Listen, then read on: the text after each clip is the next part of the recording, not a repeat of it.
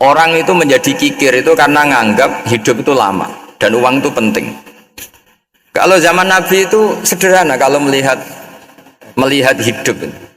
Pernah suatu saat Nabi itu punya jatah makan karena Nabi itu hidupnya juga pas-pasan.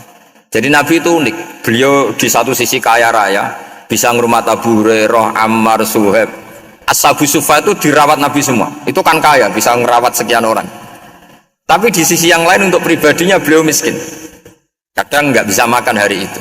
Tapi di saat yang sama bisa merawat ahlus suffah. Jadi keliru kalau orang hanya cerita Nabi itu miskin, untuk makan dirinya aja susah. Itu keliru. Kelirunya kalau tidak diteruskan, tapi Nabi mampu menghidupi ahlus suffah. Sikan cerita jatah makannya Nabi itu dikasihkan orang ketika Nabi tanya, ya Aisyah, makanan jatah saya di mana? Oh ya Rasulullah, tadi ada orang minta tak kasihkan, maka makanan itu habis. Apa kata Nabi? Kamu salah Aisyah. Yang kamu kasihkan itu justru yang masih.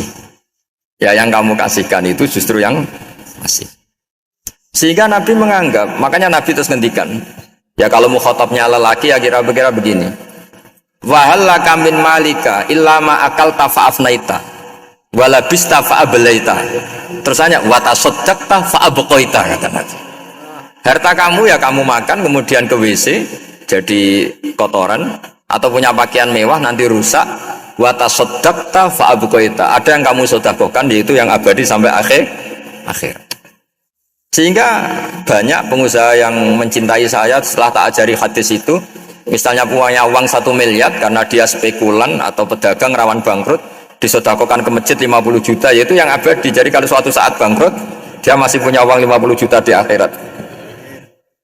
Jadi Nabi itu mengajari sedekah itu apa? Ya sedekah itu pengabadian uang. Kalau kita kan enggak, bilang sedekah itu nguras uang. Itu pikirannya setan dan pikirannya orang Islam. Itu cara berpikir setan, bukan cara berpikir umat apa? Sehingga Sayyid Ali Zainal Abidin itu kalau ada orang minta, kemudian beliau ngasih, itu beliau bilang gini, marhaban biman hamala zadi ilal akhirah.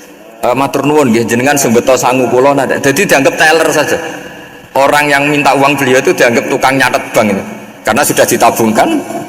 Ya sudah. Kalau kita kan enggak. Wah, pengemis tuh ganggu gini-gini. Kecuali pengemis profesi ya mungkin kita agak-agak enak. Pada zaman akhir itu ada pengemis apa? Profesi. Jadi repot teman.